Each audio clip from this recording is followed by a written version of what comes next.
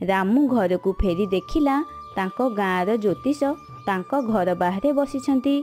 रामू तांको पाखकू गला। अरे रामू तू आसीगलु, मु तो पाई गोटे खुशी खबर नहीं आसीची।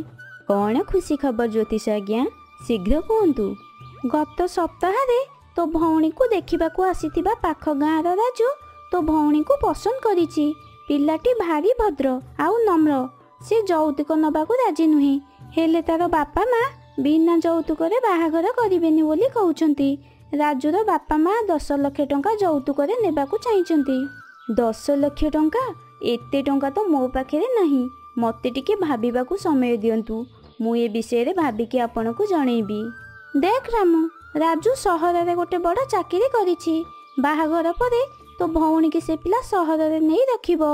ए बड़ी सुजोग तू जदि हाथ छड़ा करदेबू ताहले आउ एमिति प्रस्ताव केबे भी पाइबुनी।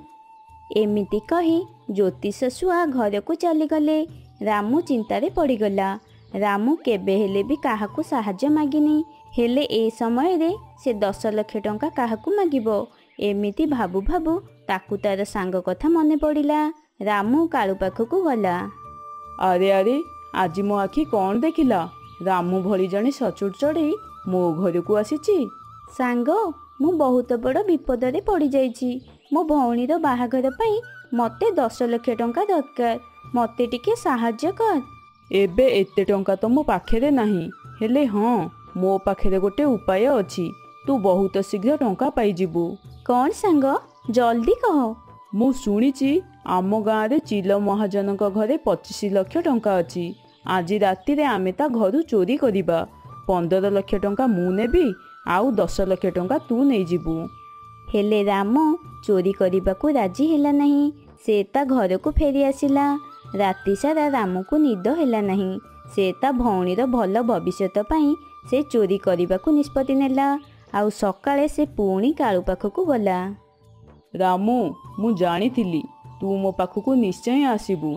मो पाखेरे आउ किछि उपाय नहीं। बाध्य होई मते तो प्रस्ताव रे राजी होबाकू पड़िला। एमिति से माने चोरी करिबा पई एक योजना बनैले। राति रे से माने पाख गाँर चिल महाजनक घर को गले। रामू तू घर भीतर को जा, आउ मु एठी बाहरे जगिची। शोइबा घर आलमीरा भितर सबु टंका अछि। जा तू शीघ्र नहीं आसीबू। हेले सांग, मु आगुरु केबे भी चोरी करिनी। तू जा, घर भीतर को तू जिबू। मु बाहरे जगिची। ना ना, तो भौणीर बाहागर पई टंका तते आनिबाकू पड़िबो। तू जा, मु बाहरे जगिची। आउ किछि रास्ता न पाई रामू घर भीतर को गला। हेले दुर्भाग्य को से घर मालिक चिल रामू को धरी पकाइला। आउ चोर चोर कही बड़ पाटी कला। ता पाटी शुणी किछि चढ़ई दौड़ी आसिले। समस्ते रामू को घेरी गले। कालू समस्त को देखि सेठारु दौड़िकी चलीगला। सबु चढ़ई मिसी रामू को बहुत बाड़ेले। आउ ताकू एक पाख जंगल को नहीं गोटे गछरे बांधी देले। तापरे समस्ते निज निज घर को चलीगले। किछि समय परे रामू गोटे शब्द शुणिला। रामू मु तते जानिछि तू बहुत सचोट। हेले एमिति कोन असुविधा हैला जे तू चोरी करिबाकू गलु? रामू भयभीत होइगला। आख पाखरे केही भी नथिले। से किए किए बोली चित्कार कला। गछटी रामूर दौड़ी को खोलीदेला। आउ रामू को कहिला, रामू मु गछ कहूची। मु तते बहुत भल भाबरे जानिछि। एबे मते तोर समस्या कह। रामू गछ को कथा कहूथिबार देखि खूब आश्चर्य होइगला। आउ गछ को तार समस्या विषय रे जणाइला। जौतुक नेबा आउ देबा खूब बड़ अपराध। हेले तमे माने सब को बुझुन। ठीक अछि, तू गोटे काम कर। पाख नदी रो गोटे बाल्टी पानी आनी मो मूल रे ढाळे। मो डाल रे टंका झुलिबो। तोते जेते टंका दरकार तू तोड़ी नहीं जीबू। हेले मने रखिबू, गोटे बाल्टी रो अधिक पानी केबे भी मो मूल रे ढाळिबुनी। नहले मो पत्र सुखी जीवो। आउ टंका सब गायब होई जीवो। आउ तू पत्थर पालटी जीवू। रामू गछर कथा मानी गोटे बाल्टी पानी आनी गछ मूल रे ढाଳି देला। आउ सतकु सत गछ डाल रे बहुत टंका बाहरिला। रामू 10 लाख टंका गछ पाखरु नहीं गला। अरे रामू जमा एतिकी टंका नेलु, आहुरी ने। ना ना गछ, तुमको बहुत धन्यवाद। मो भौणीर बाहागर पाई ଯେତିକି ଟଙ୍କା ଦରକାର ଥିଲା ମୁଁ ସେତିକି ନେଲି, ଆଉ ନୁହେଁ। ଏମିତି ରାମୁ ସେ ଟଙ୍କା ନେଇ ଘରକୁ ଚାଲି ଆସିଲା। ଆଉ ତା ଭଉଣୀର ବାହାଘର ଖୁବ୍ ଧୁମଧାମରେ କଲା। ରାମୁ ଭଉଣୀର ଏପରି ବାହାଘର ଦେଖି କାଳୁ ଖୁବ୍ ଆଶ୍ଚର୍ଯ୍ୟ ହୋଇଗଲା। ସେ ରାମୁ ପାଖକୁ ଗଲା। ରାମୁ, ସତ ସତ କହ, ଏତେ ଟଙ୍କା ତୁ କୋଉଠୁ ପାଇଲୁ? ନହେଲେ ମୁଁ ତୋ ଭଉଣୀର ଶ୍ୱଶୁର ଘର ଲୋକଙ୍କୁ କହିଦେବି ତୁ ଟଙ୍କା ଚୋରି କରି ତୋ ଭଉଣୀର ବାହାଘର କରିଛୁ। ନା ରେ ସାଙ୍ଗ, ମୁଁ ଟଙ୍କା ଚୋରି କରିନି। ଏମିତି ରାମୁ କାଳୁକୁ ସେ ଟଙ୍କା ଗଛ କଥା କହିଦେଲା। ରାମୁର ପୁରା କଥା ନ ଶୁଣି କାଳୁ ସେଠାରୁ ସେ ଜଙ୍ଗଲକୁ ଚାଲିଗଲା। ଆଉ ଟଙ୍କା ଗଛ ମୂଳରେ ଗୋଟେ ବାଲ୍ଟି ପାଣି ଢାଳିଲା। ସତକୁ ସତ ସେ ଗଛରେ ବହୁତ ଟଙ୍କା ବାହାରିଲା। କାଳୁ ମନରେ ଆହୁରି ଲୋଭ ଆସିଲା। ସେ ଭାବିଲା ବେଶୀ ପାଣି ଢାଳିଲେ ବେଶୀ ଟଙ୍କା ବାହାରିବ, ଆଉ ସେ ଟଙ୍କା ଏକାଥରକେ ନେଇଯିବ। ସେ ଆହୁରି 2-4 ବାଲ୍ଟି ପାଣି ଗଛର ମୂଳରେ ଢାଳିଦେଲା। ହେଲେ ଗଛଟି ଝାଉଁଳିଗଲା। ତାର ସବୁ ପତ୍ର ଶୁଖିଗଲା। ଆଉ ଟଙ୍କା ସବୁ ଗାୟବ ହୋଇଗଲା। ଆଉ କାଳୁ ଗୋଟେ ପଥରରେ ପାଲଟିଗଲା। ଏ ବର୍ଷ ତ ଗଲା ବର୍ଷଠୁ ବହୁତ ଗରମ ହଉଛି। ହଁ ଶୁଆ ଭାଇ, ଏ ବର୍ଷ ତ ବହୁତ ଗରମ ହଉଛି। ଆମ ଚଢ଼େଇମାନଙ୍କ ପାଇଁ ବଞ୍ଚିବା ପୁରା ମୁସ୍କିଲ ହେଇଯାଇଛି। ମଣିଷମାନେ ଆଉ କୋଉଠି ବି ଜଙ୍ଗଲ ରଖିନାହାନ୍ତି। ବର୍ଷକୁ ବର୍ଷ ଜଙ୍ଗଲ ନଷ୍ଟ ହଉଛି। ସେଥିପାଇଁ କମ୍ ପରିମାଣରେ ବର୍ଷା ହଉଛି। ଆଉ କମ୍ ବର୍ଷା ହେବା କାରଣରୁ ବହୁତ ଗରମ ହେଉଛି। ସେ 2 ଜଣ ଏମିତି କଥା ହେଉଥିଲେ। ଠିକ୍ ସେତିକି ବେଳେ ସେଠାକୁ ଗୋରିକାଉ ଆସିଗଲା। ସମସ୍ତେ ଏଠି ଏକାଠି ହେଇକି କଣ କରୁଛ? କୋଉ ମିଟିଂ ହଉଛି ନା କଣ? ମତେ ତ କେହି ଡାକିନ। ଆରେ ନାଇଁ ନାଇଁ ଗୋରି, ଏଠି କିଛି ବି ମିଟିଂ ହଉନି। ଆମେ ସମସ୍ତେ ତ ଏ ବର୍ଷ ଗରମ ବିଷୟରେ କଥା ହେଉଥିଲୁ। ହଁ, ଏ ବର୍ଷ ତ ବହୁତ ଗରମ ହଉଛି। ହେଲେ ଏସବୁ ବିଷୟରେ କଥା ହେଲେ କଣ ହବ? ଆମକୁ ୟା ପାଇଁ କିଛି ଉପାୟ ବାହାର କରିବାକୁ ପଡିବ। ବର୍ଷା ଋତୁରେ ଆମେ ସମସ୍ତେ ଯୋଉ ଜଳ ରକ୍ଷା କାମ କରିଥିଲେ, ସେଥିପାଇଁ ଏ ବର୍ଷ ଜଙ୍ଗଲର ନଈରେ ବହୁତ ସାରା ପାଣି ଜମିକି ଅଛି। ସେଥିପାଇଁ ଆମକୁ ଏ ବର୍ଷ ପାଣି ପାଇଁ କିଛି ବି ଅସୁବିଧା ହେବ ନାହିଁ। ଯଦି ପାଣି ପାଇଁ ଅସୁବିଧା ନାହିଁ, ତାହେଲେ ଆଉ କଣ ପାଇଁ ଅଛି? ବର୍ଷା ଋତୁରେ ପାଣି ସୁରକ୍ଷା କାମରେ ଆମେ ଆମ ଘର ପାଇଁ ଟିକେ ବି ଭାବିନେ। ସେଥିପାଇଁ ଏ ଗରମ କାରଣରୁ ଆମକୁ ଘରେ ବହୁତ ଗରମ ହଉଛି। ସେଥିପାଇଁ ଆମେ ସେଇ ବିଷୟରେ କଥା ହଉଥିଲୁ। ଏଥରକ ମୁଁ ବଡ ବଡ ବାଉଁଶରେ ମୋ ପାଇଁ ଘର ତିଆରି କରିବି। ହଉ ଠିକ ଅଛି, ମୁଁ ଏବେ ଯାଉଛି। ମୋର ବହୁତ ସାରା କାମ ଅଛି। 2-3 ଦିନ ଏମିତି ହିଁ ବିତିଗଲା। ଗୋରି ବହୁତ ପରିଶ୍ରମ କରି ବହୁତ ସୁନ୍ଦର ଘରଟିଏ ତିଆରି କଲା। ଠିକ୍ ସେଇ ବାଟ ଦେଇ ଟିକି ଚଢ଼େଇ ଉଡ଼ି ଉଡ଼ିକି ଯାଉଥିଲା। ଗୋରି ତାକୁ ଡାକିକି କହିଲା, ଦେଖେ ଟିକି, ମୁଁ କେତେ ସୁନ୍ଦର ଘର ତିଆରି କରିଛି। ଏବେ ଏଥରକ ଗରମ ହେଲେ ମତେ କିଛି ବି ଫରକ ପଡିବନି। ଗୋରି ଟିକେ ଗର୍ବୀ ଥିଲା।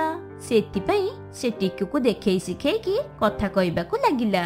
ଟିକି ସେଥିପାଇଁ ରାଗିଗଲା। ଆଉ ସେ ଭାବିଲା, ମୁଁ ଏମିତି ଘର ତିଆରି କରିବି ଯେ ସମସ୍ତେ ଏମିତି ହିଁ ଅନେଇଥିବେ। ଟିକି ସେଠାରୁ ଚାଲିଗଲା। ଉଡ଼ି ଉଡ଼ିକି ଟିକି ପରଦେଶୀ ଚଢ଼େଇ ପାଖକୁ ଆସିଗଲା। ପରଦେଶୀ ଚଢ଼େଇ ଗୋଟେ ମାଟି ବେପାରୀ ଥିଲା। ଆରେ ଟିକି, ଆଜି ଏଠିକି କଣ ପାଇଁ ଆସିଛ?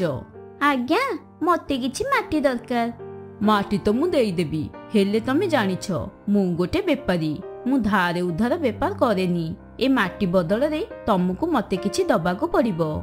ଆଜ୍ଞା ଭାଇ, ମୁଁ ମାଟି ବଦଳରେ ତମକୁ ଦାନା ଦେଇଦେବି। ହଉ ଠିକ ଅଛି ଟିକି, ଏବେ ତ ତମେ କହୁଛ, ପଛରେ ଆଉ ଭୁଲିବନି ତ? ଆରେ ନାଇଁ ନାଇଁ ଭାଇ, ଯେତେ ଜଲ୍ଦି ହବ ମୁଁ ତମକୁ ଦାନା ଆଣିକି ଦେଇଦେବି। ପରଦେଶୀ ଚଢ଼େଇ ଟିକିକୁ ମାଟି ଦେଲା। ଟିକି ମାଟି ନେଇକି ଝରଣା ପାଖରେ ଥିବା ଗଛ ପାଖକୁ ଆସିଲା। ଆରେ ବା, ଇଏ ତ ବହୁତ ଭଲ ଜାଗା। ମୁଁ ଏଇଠି ମୋ ପାଇଁ ଗୋଟେ ମାଟି ଘରଟେ ତିଆରି କରିବି। ଝରଣା ବି ପାଖରେ ଅଛି, ଆଉ ମତେ ପାଣି ଆଣିବାକୁ ସହଜ ବି ହବ। ଦିନ ରାତି ପରିଶ୍ରମ କରିକି ଟିକି ଗୋଟେ ମାଠିଆ ଘର ତିଆରି କଲା। ଟିକି ତା ଘରକୁ ଥଣ୍ଡା ରଖିବା ପାଇଁ ଝରଣାରୁ ପାଣି ଆଣିକି ତା ଉପରେ ଢାଳୁଥିଲା। ଦେଖୁ ଦେଖୁ ତମ ଘର ବହୁତ ସୁନ୍ଦର ହେଇଗଲା। ମୋ ଭଳିଆ ଘର ଏ ଜଙ୍ଗଲରେ କାହାର ବି ନଥିବ। ହଉ, ମୁଁ ଏବେ ଥକି ଯାଇଛି, ଯାଉଛି ଟିକେ ଆରାମ କରିବି। ଏମିତି କହିକି ଟିକି ତା ମାଠିଆ ଘର ଭିତରକୁ ଆରାମ କରିବାକୁ ଗଲା। ଏପଟେ ଗୋରି ନିଜ ଘରେ ବହୁତ ବିରକ୍ତିରେ ଥିଲା। ହେ ଭଗବାନ, କି ଗରମ! ମୁଁ ଏତେ ପରିଶ୍ରମ କରିକି ଘର ତିଆରି କଲି, ହେଲେ କିଛି ବି ଫାଇଦା ହେଲାନି। ଗରମ ତ ଯେମିତିକୁ ସେମିତି ହଉଛି। ଯାଉଛି, ମୁଁ ଏବେ ବାହାରକୁ ଯାଇକି କିଛି ଖାଇବା ନେଇକି ଆସିବି। ନହେଲେ ଆଉ ଟିକେ ପରେ ବହୁତ ଜୋରେ ଖରା ହବ। ଗୋରି ଖାଇବା ଆଣିବା ପାଇଁ ନିଜ ଘରୁ ବାହାରି ଗଲା। ଯେମିତି ହିଁ ସେ ଝରଣା ପାଖକୁ ଆସିଛି ତାକୁ ଟିକିର ମାଠିଆ ଘର ଦେଖାଗଲା। ଏ ଘରେ ତ କେତେ ସୁନ୍ଦର ହେଇଛି, ଏ ଟିକି ଚଢେଇ ତ କମାଲ କରିଦେଲା। ଗୋରି ଟିକି ଘର ପାଖକୁ ଆସିଲା। ଆରେ ଟିକି, ତୁ ତ କେତେ ସୁନ୍ଦର ଘର ତିଆରି କରିଛୁ। ତୁ କଣ ମତେ ବି ଏମିତି ଘର ତିଆରି କରିକି ଦେଇପାରିବୁ? ଏମିତି ଘର କରିବା କିଛି ସହଜ କଥା ନୁହେଁ ଗୋରି। ମୁଁ ବହୁତ ପରିଶ୍ରମ କରିଛି, ତାପରେ ଯାଇ ଏ ଘର ତିଆରି କରିଛି। ଏଥିରେ ବହୁତ ପରିଶ୍ରମ ପଡୁଛି। ମୁଁ କିଛି କିଛି ସମୟ ଛାଡିକି ଝରଣା ପାଣି ଆଣିକି ଢାଳୁଛି, ସେତେବେଳେ ଯାଇକି ଏ ଘର ଥଣ୍ଡା ଲାଗୁଛି। ଗୋରି ଟିକିର ଘର ଦେଖିକି ବହୁତ ଈର୍ଷା କରୁଥିଲା। ମତେ ଯେମିତି ସେମିତି କରିକି ୟା ଘରକୁ ମୋ ହାତ ମୁଠାକୁ ଆଣିବାକୁ ପଡିବ। ଏମିତି ଭାବିକି ଗୋରି ପେଟ କଣ ହଉଛି ବୋଲି ପ୍ଲାନ୍ କଲା। ହେ ବୋଉ, ମୁଁ ମରିଗଲି ଲୋ। ମୋ ପେଟ ଅଚାନକ ଏମିତି କଣ ପାଇଁ କାଟୁଛି? କଣ ହେଲା ଗୋରି, ତମେ ଠିକ ଅଛ ନା? ମୋ ପେଟ ବହୁତ ଜୋରେ କାଟୁଛି ଟିକି। ଇଏ ବୋଧେ ଗରମ ଯୋଗୁ ହଉଛି। ମତେ କୋଉଠି ଥଣ୍ଡା ଜାଗାରେ ଆରାମ କରିବାକୁ ମିଳିଲେ ମୋ ପେଟ ବୋଧେ ଭଲ ହେଇଯିବ। ଟିକିକୁ ଗୋରି ଉପରେ ଦୟା ଆସିଗଲା। ଗୋରି, ତମେ ଗୋଟେ କାମ କର, ତମେ ମୋ ମାଟିରେ ତିଆରି ଘରକୁ ଯାଅ। ସେଠି ତୁମେ ଆରାମ କରିବ। ତୁମକୁ ଟିକେ ଭଲ ଲାଗିଲେ ତମେ ଚାଲିଯିବ। ତମକୁ ବହୁତ ବହୁତ ଧନ୍ୟବାଦ ଟିକି। ମୁଁ ତ ଖାଇବା ଆଣିବା ପାଇଁ ବାହାରକୁ ଯାଇଥିଲି। ଲାଗୁଛି ମତେ ଏବେ ଖାଲି ପେଟରେ ଶୋଇବାକୁ ପଡିବ। ତମେ ଚିନ୍ତା କରନି ଗୋରି, ମୁଁ ମୋ ପାଇଁ ଖାଇବା ଆଣିବାକୁ ବାହାରକୁ ଏବେ ଯାଉଛି। ଆସୁ ଆସୁ ତମ ପାଇଁ ବି ଖାଇବା ନେଇ ଆସିବି। ଟିକି ଗୋରିକୁ ନିଜ ଘରେ ଛାଡିକି ଜଙ୍ଗଲକୁ ଖାଇବା ଆଣିବାକୁ ଗଲା। ରାତି ବି ହେଇଗଲା। ଗୋରି ଏ ପର୍ଯ୍ୟନ୍ତ ବି ଟିକିର ମାଠିଆ ଘରେ ବହୁତ ଶାନ୍ତିରେ ଥିଲା। ୟାକୁ କୁହନ୍ତି ଶାନ୍ତିର ଜୀବନ। ମତେ ତ ବହୁତ ଭଲ ଘର ମିଳିଗଲା, ଆଉ ସେ ପୁଣି ଏତେ ଥଣ୍ଡା। ଟିକି ଖାଇବା ନେଇକି ନିଜ ଘରକୁ ଯାଉଥିଲା। ଠିକ ସେତିକି ବେଳେ ପରଦେଶୀ ଚଢେଇ ଟିକିକୁ ରାସ୍ତାରେ ଅଟକାଇଲା। କଣ ହେଲା ଟିକି, ଏତେ ରାତିରେ ତମେ କୁଆଡେ ଯାଉଛ? ତମେ ମାଟି ବଦଳରେ ଦାନା ଦବ ବୋଲି କଥା ଦେଇଥିଲ ନା? ତମେ କଣ ସେ କଥା ଭୁଲିଗଲ? ଆରେ ବାପରେ, ମୁଁ ତ ଏ ବିଷୟରେ ସମ୍ପୂର୍ଣ୍ଣ ଭୁଲି ଯାଇଥିଲି। ଏବେ ମତେ ଆକୁ ସମ୍ଭାଳିବାକୁ ପଡିବ, ଆଉ ବାକି କଥା ପଛରେ ଦେଖିବା। ଆରେ ନାଇଁ ନାଇଁ ଭାଇ, ମୁଁ ତ ତମ କାମରେ ହିଁ ଲାଗିଛି। ବର୍ତ୍ତମାନ ତମେ ଖାଇବା ନେଇଯାଅ, ଆଉ ବାକି ଖାଇବା ମୁଁ କାଲି ଦେଇଦେବି। ଠିକ ଅଛି ଟିକି, ଯଦି କାଲି ଦ୍ୱିପ୍ରହର ପର୍ଯ୍ୟନ୍ତ ତମେ ଖାଇବା ନେଇକି ନ ଆସିଛ, ତାହେଲେ ତମେ ତ ଜାଣିଥିବ ମୁଁ ଆଗକୁ କଣ କରିପାରିବି। ହଁ ହଁ ଭାଇ, ତମେ ନିଶ୍ଚିନ୍ତ ରୁହ, ମୁଁ କାଲି ତମକୁ ନିଶ୍ଚୟ ଖାଇବା ଦେଇଦେବି। କେମିତି ସେମିତି କରିକି ଟିକି ତା ଜୀବନ ବଞ୍ଚେଇକି ସେଠାରୁ ପଳେଇ ଆସିଲା। ସେ ଦେଖିଲା ଗୋରି ଏ ପର୍ଯ୍ୟନ୍ତ ବି ତା ଘରେ ଆରାମ କରୁଛି। ଆରେ ଗୋରି, ତମେ ଏ ପର୍ଯ୍ୟନ୍ତ ଯାଇନ? କଣ କରିବି ଟିକି, ମୋ ପେଟ ତ ଆଗରୁ ଏମିତି କେବେ ବି ହେଇନଥିଲା।